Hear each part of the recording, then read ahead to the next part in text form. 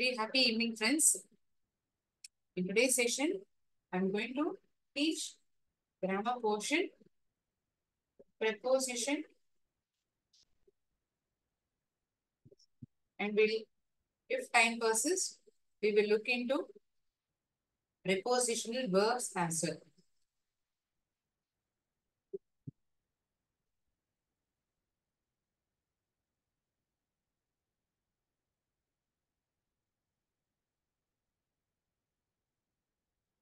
So, இந்த prepositionனா என்ன? பொசிஷன்ங்கிற வார்த்தை இங்க இருக்கு. பொசிஷன்னா என்ன? நிலை எங்க இருக்கு அப்படிங்கறத நமக்கு ஒரு தெரிவிக்கக்கூடிய வார்த்தையா இருக்குமா? இருக்கலாம். Preposition. சரி. It is a word. ஏதோ ஒண்ணு முன்னாடி இருக்கு, முன்னாடி இருக்கிறத நமக்கு தெரிவிக்க போறது அப்படிங்கிற ஒரு அர்த்தத்தை இந்த வார்த்தையை வச்சு நம்ம புரிஞ்சுக்கோமே. It is a word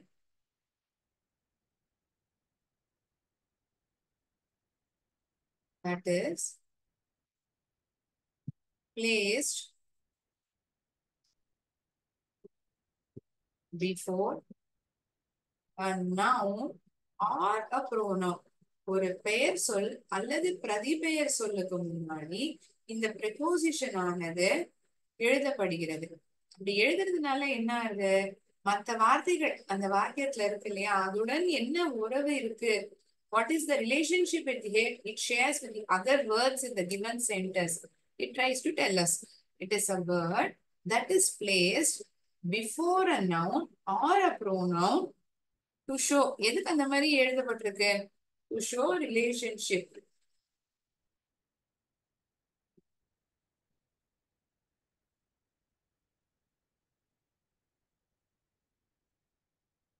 with other words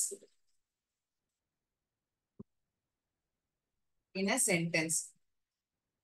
வாக்கியத்தில் இருக்கக்கூடிய மற்ற வார்த்தைகளுடன் என்ன உறவு அது உறவுடன் இருக்கிறது?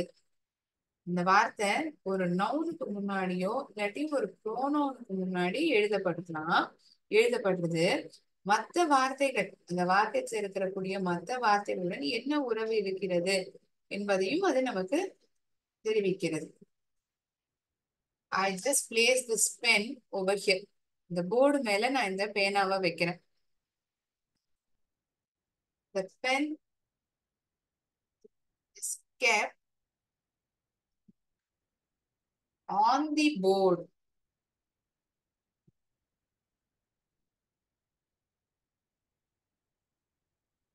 பேனா போர்டுக்கு மேல் வைக்கப்பட்டுள்ளது. The pen is kept on the board.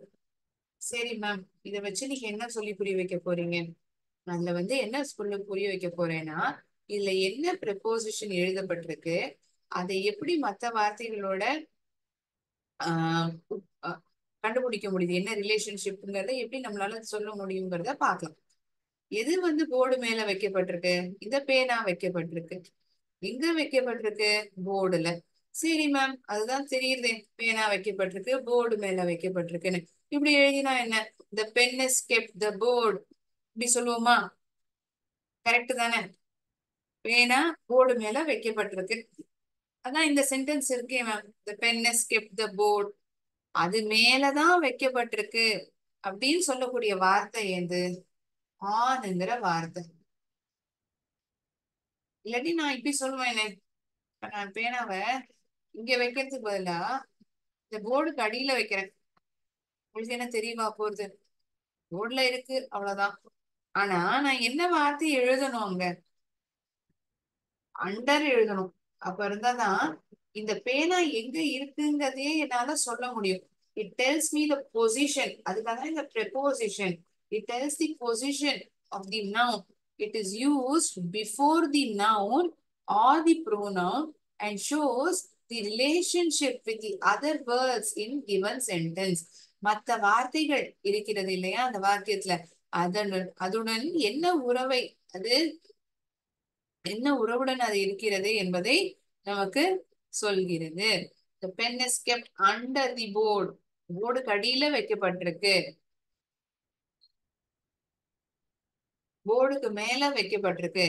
இந்த வார்த்தைகளான on, under, below, in, inside, into, from, for, between, இடையில், along, அதன் வழியாக, near, அருகில்.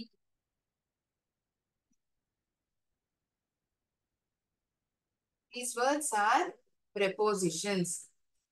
It is telling me that it is telling me that where exactly it is its position. இந்த வார்த்தை ஒரு நவுனுக்கோ ஒரு ப்ரோனோனுக்கு முன்னாடி எழுதப்படுது. மற்ற வார்த்தைகளுடன் என்ன சம்பந்தத்துடன் இருக்கிறது என்பதை தெரிவிக்கிறது. It tells the relationship with other words in a sentence. We have three kinds of preposition. Preposition of place, preposition of time, preposition of movement. Preposition of time நம்மளுடைய 8th standard இங்கிலீஷ்ல பார்த்திருப்போம். நேரத்துக்கு சம்பந்தப்பட்ட prepositionகள் preposition of time சொல்லலாம்.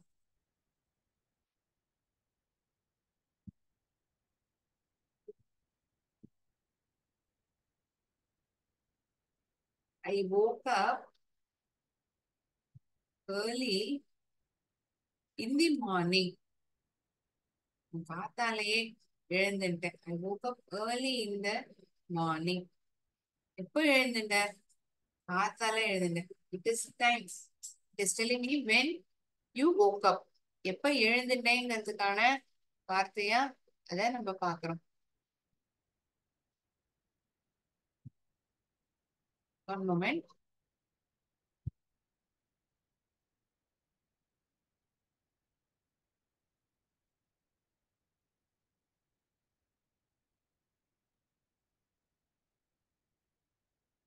She was born on 18th June.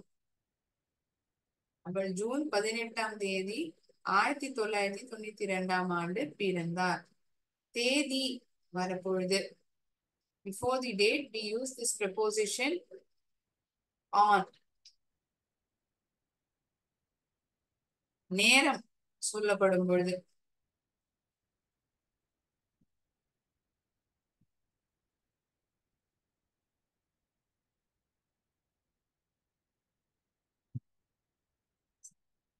the class starts at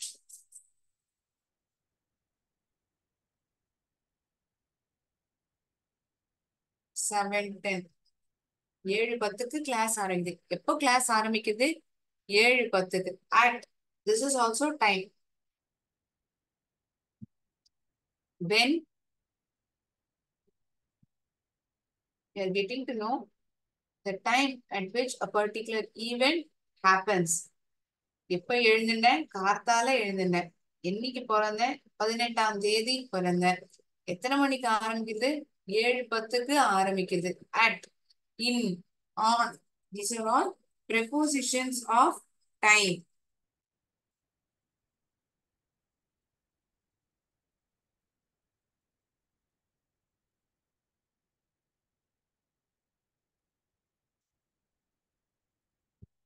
இதுவே தேதிங்கிறதுனால on வார்த்தை முன்னாடி எழுதப்படுது.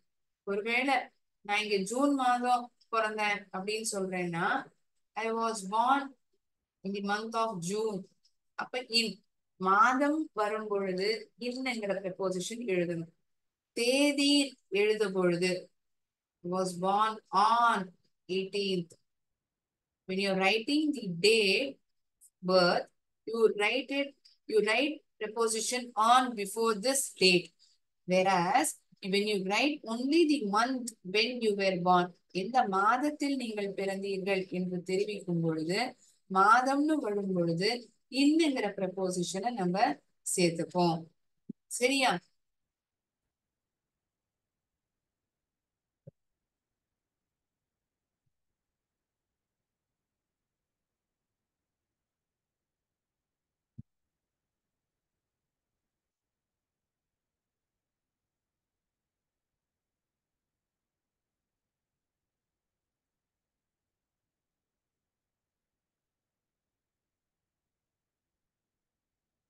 You can make note of these examples.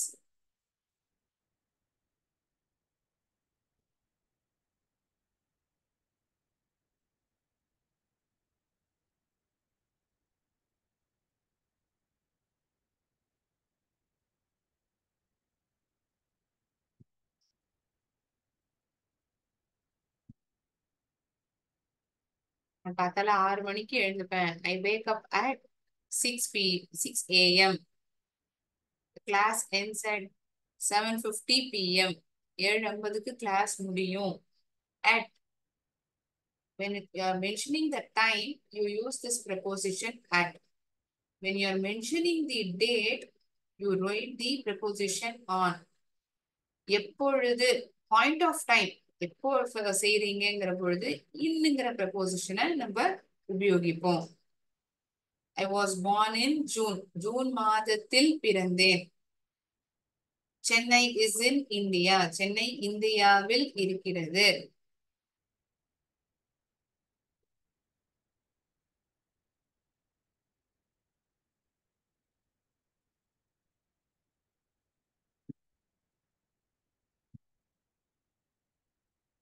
இந்த in ஆன்ங்கிற வார்த்தைகள் preposition of placeலயும் நம்ம பயன்படுத்துவோம். preposition of timeலயும் உபயோகிப்போம். சரியா? preposition of place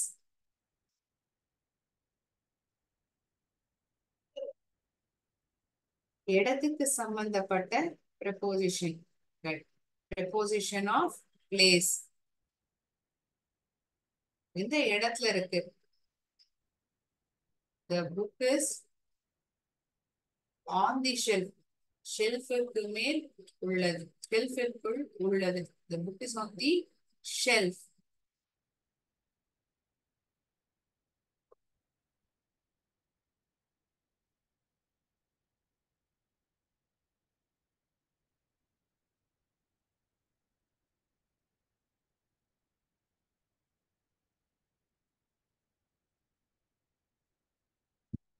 Raju lives in his grandparents house. Raju வந்து தன்னுடைய தாத்தா பாட்டி வீட்டில் வசிக்கிறான். lives in on over here.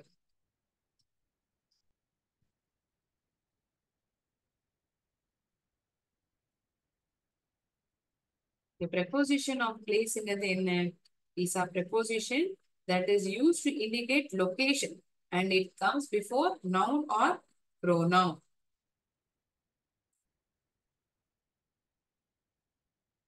Jeevitha lives or stays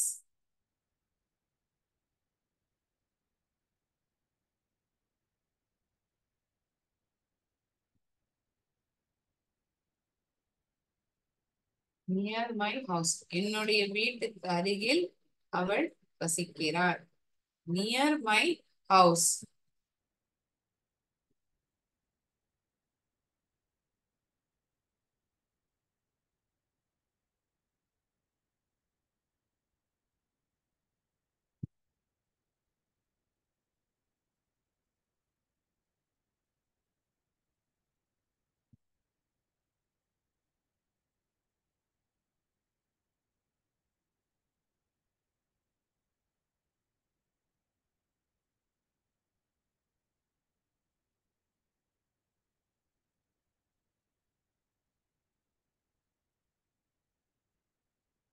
The telephone is on the table. The duster is placed on the table.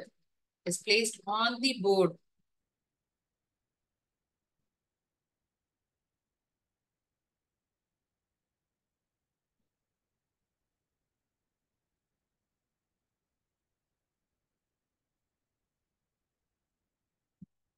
Next comes preposition of movement.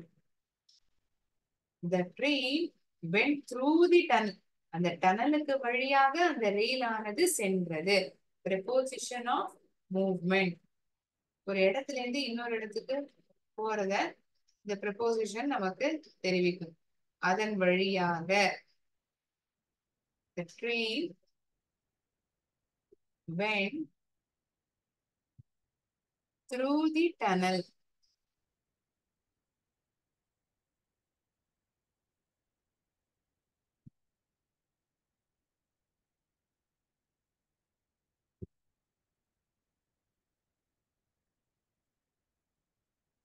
The cat jumped into the pool.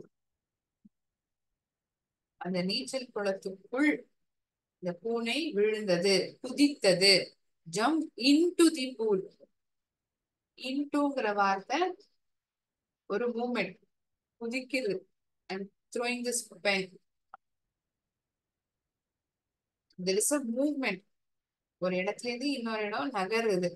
So that is why we use these pronouns such as through, into. Is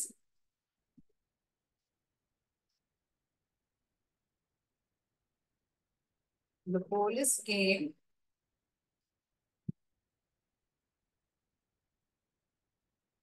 towards the thief. அந்த திருடனை நோக்கி அந்த police வந்தார். அவனை நோக்கி, towards the thief.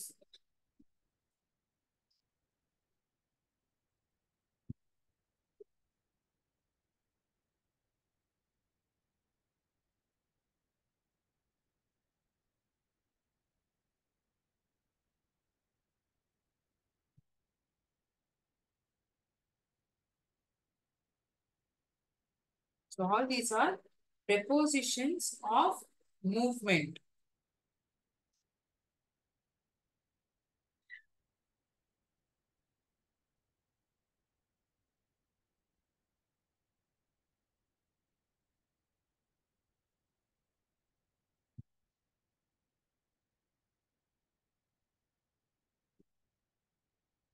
Now we'll understand usage of few words.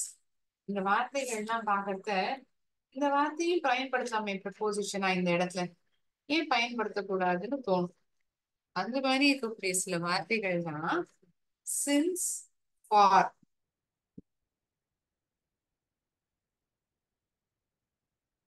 between, among.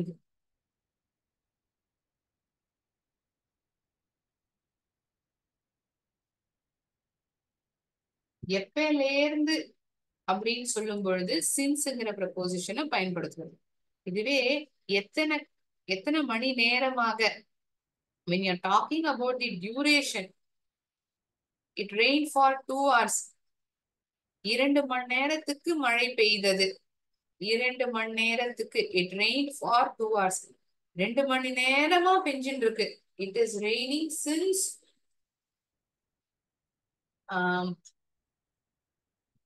yesterday. நேத்திலேருந்தே மழை பெஞ்சுட்டு இருக்கு. எப்பயிலேருந்து மழை பெஞ்சுட்டு இருக்கு? நேத்திலேருந்தே மழை பெஞ்சுட்டு இருக்கு. It is raining. எப்பயிலேருந்து அப்படின்னு சொல்லும் பொழுது சின்ஸ்ங்கிற வார்த்தையை பயன்படுத்தணும். ஒரு காலகட்டத்தின் ஆரம்பிப்பதுல இருந்து சின்ஸ்ங்கிற வார்த்தையை பயன்படுத்தணும். It is raining since yesterday. Raining since last 2 days. It is raining since yesterday. நேத்திலேருந்து மழை பெஞ்சுட்டு இருக்கு. It is sorry. It rained for 2 hours. 2 மணி நேரத்துக்கு மழை பெய்தது. It rained for 2 hours. It rained for more than 2 hours. 2 மணி நேரத்துக்கு மேலாகவே மழை பெய்தது. So duration சொல்லும் பொழுது, எத்தனை மணி நேரம் சொல்லும் பொழுது அதுக்கு முன்னாடி நம்ம ஃபார்ங்கிற ப்ரெப்போசிஷனை எழுதுறோம். இதுவே சின்ஸ் வந்து எப்ப பயன்படுத்துறோம்னா எப்பயிலேருந்து ஒரு செயலானது நடந்து கொண்டு இருக்கிறது. I am studying since morning. நான் காத்தாலேருந்தே படிச்சுட்டே இருக்கேன். அவங்க வீடை வந்து போன வருஷத்துல இருந்து கட்டிட்டே இருக்காங்க. they are constructing the house since last year. போன வருஷத்துல இருந்தே வீடு கட்டிட்டு இருக்காங்க. I studied for 5 hours. நான் 5 மணி நேரத்துக்கு படிச்சேன். It rained for 2 hours. மழை 2 மணி நேரத்துக்கு பெஞ்சுது. So மணி நேரம் அப்படின்னு நம்ம சொல்றோம். When you are telling the duration of time, you use this preposition for. Whereas when you are telling the point of time which an activity happened, an event occurred, you use this preposition since.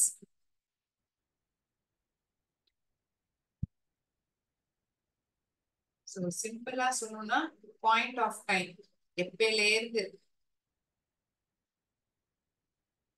Point of time. இது சொல்லணும்னா duration of 2 hours, 3 hours, 20 years, எத்தனை வருடங்களாக. is staying in Chennai for more than 20 years. சென்னையில வந்து 20 வருஷத்துக்கு மேலாக அவன் வசிச்சுட்டு இருக்கான். is staying in Chennai for more than 20 years for 5 hours, வருடங்கள், மணி நேரங்கள். இதை நாம் குறிப்பாக சொல்லும் பொழுது ஃபார் என்ற பிரபோசிஷனை பயன்படுத்துகிறோம். அதுவே எப்பயிலிருந்து, எந்த காலகட்டத்திலிருந்து அந்த செயலானது நடந்து கொண்டிருக்கிறது என்னும் பொழுது சின்ஸ் என்ற பிரபோசிஷனை நாம் இந்த வாக்கியத்தில் எழுதுகிறோம்.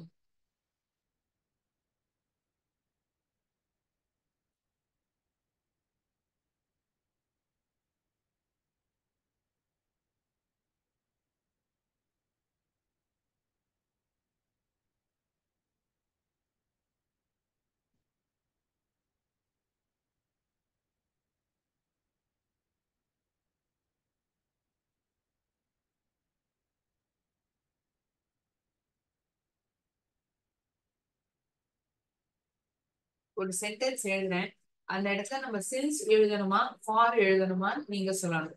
ஓகே, I'll write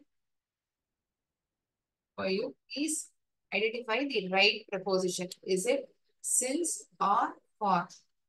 since அல்லது for எழுத வேண்டும். எதை பயன்படுத்தணும் என்பதை நீங்கள் கண்டுபிடிங்க.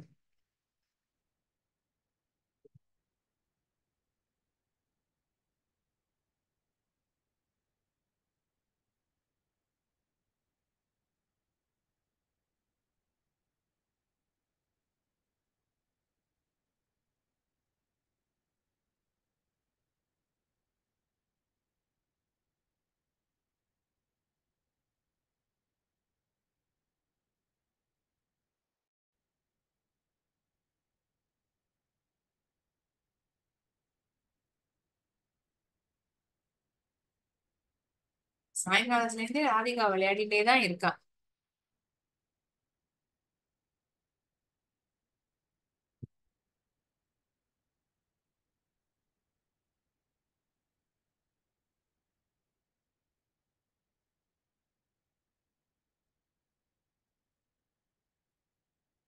Mayuri has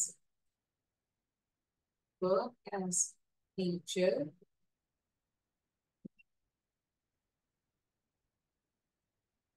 in SVM Vidyalaya.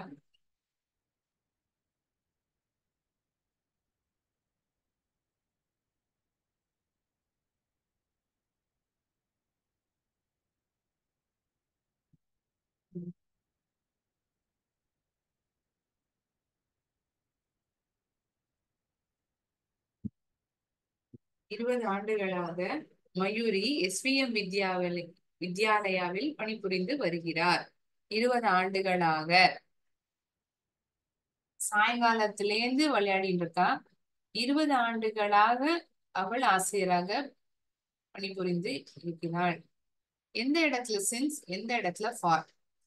Please let me know. ஏங்கிறதையும் சொல்லணும். எந்த சென்டென்ஸ்ல வந்து சின்ஸ் பயன்படுத்தணும், எந்த சென்டென்ஸ்ல ஃபார் பயன்படுத்தணும், ஏன் அப்படி பயன்படுத்தணும்?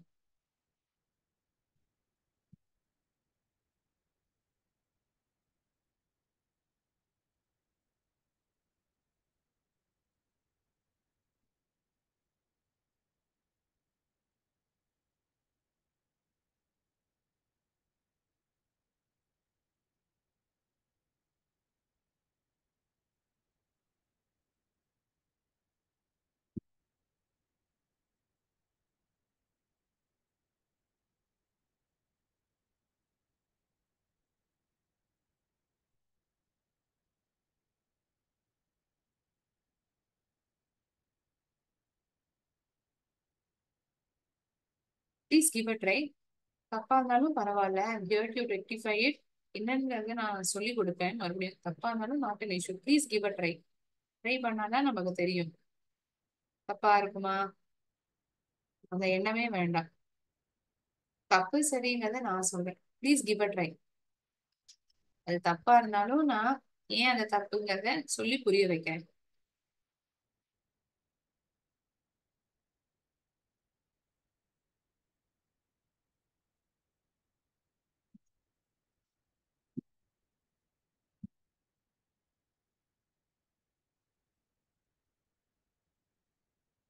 இந்த சென்டென்ஸ படிக்கும் பொழுது எத்தனை மணி நேரமா விளையாடிட்டு இருக்கான்னு நமக்கு தெரியுதா?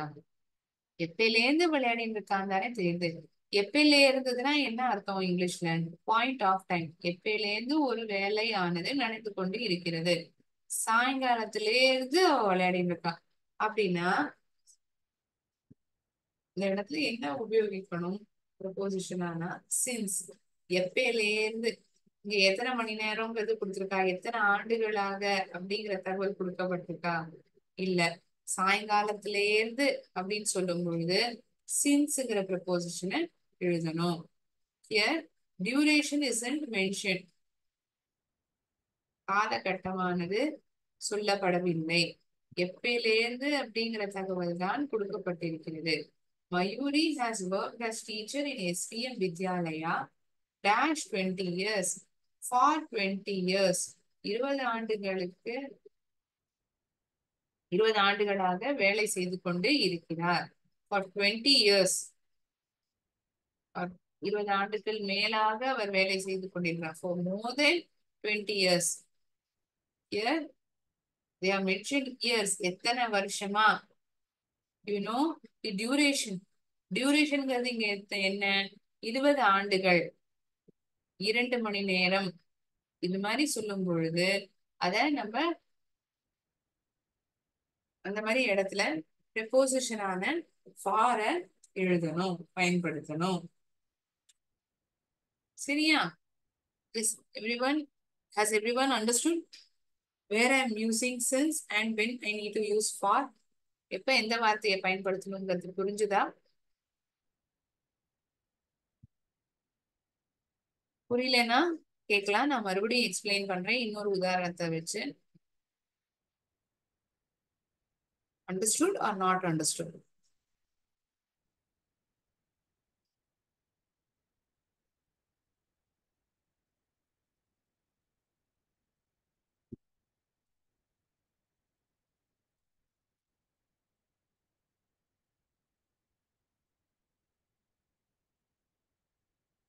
Studying since morning. காத்தால இருந்து நான் படிச்சுட்டு இருக்கேன். நான் 2 மணி நேரத்துக்கு மேலாக படிச்சுட்டேன். நான் I'm studying for more then 2 hours. I'm attending class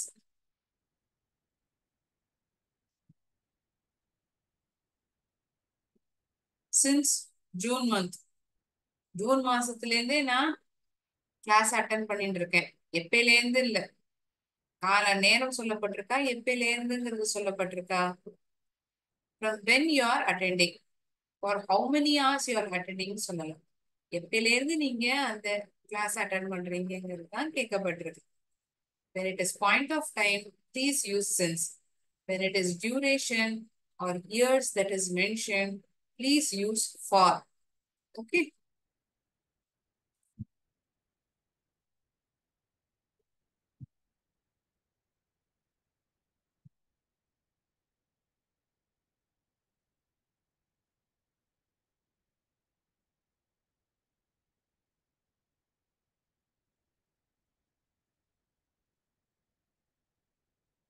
Between, among, இது இரண்டுமே ப்ரெபோசிஷன் தான். ஆனா இந்த ரெண்டு ப்ரெபோசிஷனுக்கும் இடையில் கன்ஃபியூஷன் வரும் நமக்கு. இந்த வார்த்தையை பயன்படுத்தணும். பிட்வீன்ங்கிறது ஒண்ணுமே இல்லை. இரண்டுக்கு இரண்டு விஷயங்களுக்கு இடையில் நடைபெறும் பொழுது இப்போ பிட்வீன்ங்கிற வார்த்தையை பயன்படுத்தணும். when it is more than two,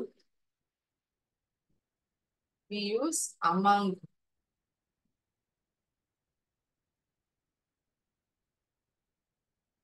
cricket match நம்ம பார்க்கணும் இல்லையா? இறுதி மேட்ச் ஆனது யாருக்கும் யாருக்கும் நடந்தது? Can someone say final cricket match was held between whom? யாருக்கும் யாருக்கும் இடையில் நடந்தது? கிரிக்கெட்டை பத்தி தான் கேட்கிறேன். Not pertaining to subject. asking about cricket. உங்களுக்கு எல்லாருமே கிரிக்கெட் பிடிச்சிருக்கும் இல்லையா?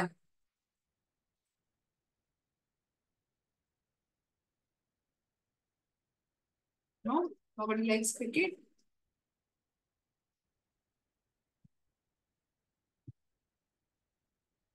Okay. When I'm saying the cricket match was held between India and Pakistan. இந்தியாவிற்கும் பாகிஸ்தானுக்கும் இடையில் மேட்ச் ஆனது நடந்தது. இறுதி கிரிக்கெட் மேட்ச் ஆனது இந்தியாவிற்கும் பாகிஸ்தானுக்கும் இடையில் நடைபெறுகிறது. I'm just telling it for an example. When it is exactly two teams or two persons or two things that you are talking about, we use this between. Sandwich ஞாபகம் வச்சுக்கோ. Sandwich. ஏன் ma'am sandwich ஞாபகம் வச்சுக்கணும்? Because we have two slices of bread. ரெண்டு slice bread இருக்கும். அதுக்கு நடுவுல தானே இந்த ஃபில்லிங் இருக்கும். இந்த பிரெட் இதுக்கு மேல வைக்கப்படும். Sandwich. So the fillings were kept between the two breads. ரெண்டு பிரெட்டுக்கும் இடையில தான் அந்த ஃபில்லிங் வைக்கப்பட்டிருந்தது. இந்த கிழங்கானது வைக்கப்பட்டிருந்தது. The match was held between India and Australia, India and South Africa, India and Pakistan. Between, when it is exactly two teams, two things, and we use this preposition between.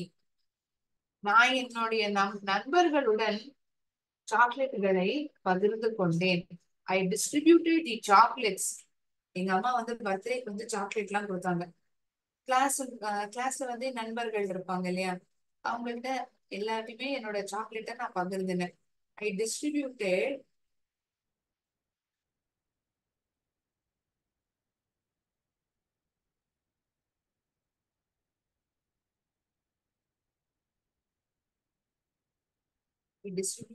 chocolates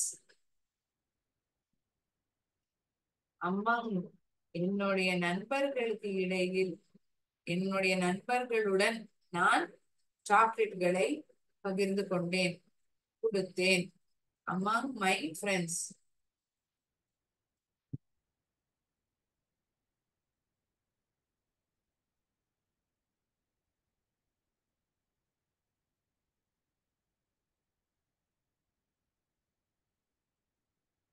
The chocolate was distributed between Ramu and Somu.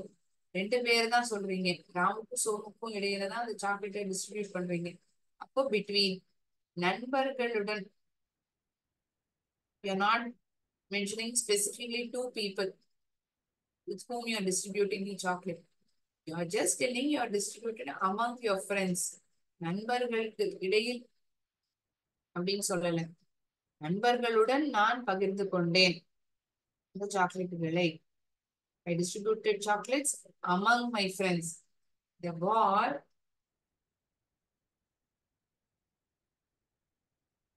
held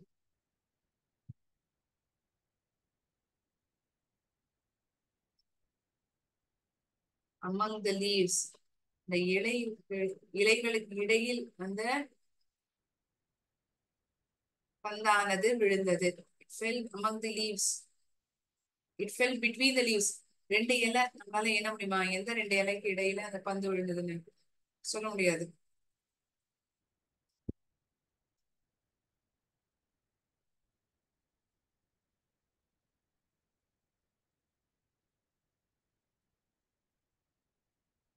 So we learned the difference between since, for, between, among. Any doubts to anyone among these prepositions? இந்த சொல்லப்பட்ட prepositionகள்ல ஏதாவது சந்தேகம் இருந்தா நீங்க என்கிட்ட கேட்கலாம்.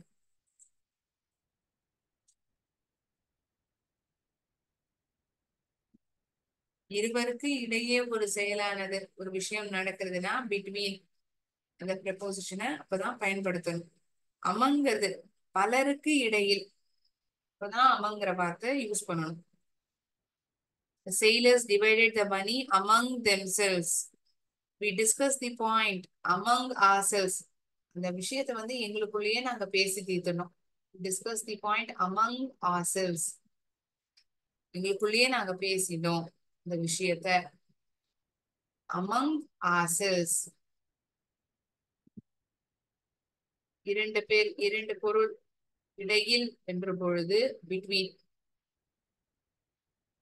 பலருக்கு இடையில், நிறைய பேர் இருக்காங்க, அதுல நடக்கிறது ஒரு செயல், அப்போ அமங். சரியா? Is it understood by everyone? எல்லாருக்கும் புரிஞ்சுதா? இல்லாட்டி நான் ரொம்ப வேகமா சொல்லி கொடுத்த மாதிரி தோன்றுதா? So, anyone feeling that I'm very fast in teaching these prepositions? You want me to slow down? Or any preposition that you want me to teach again? Please let me know. மறுபடியும் சொல்லித்தாங்க ma'am, எனக்கு புரியல அப்படின்னு இருந்தா கூட நீங்க தெரிவிக்கலாம்.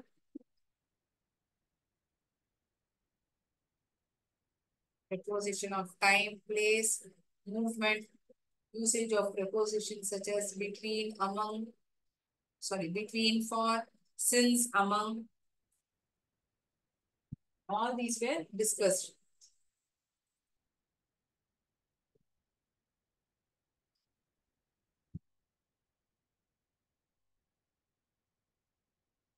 சின்ஸ்ங்கிறது எப்பயில இருந்து, எத்தனை மணி நேரமாக, எத்தனை காலமாகன்னு சொல்லும் பொழுது ஃபார்.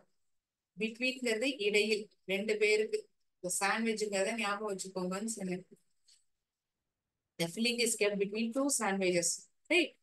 Among, பலருக்கு இடையில் பொழுது among.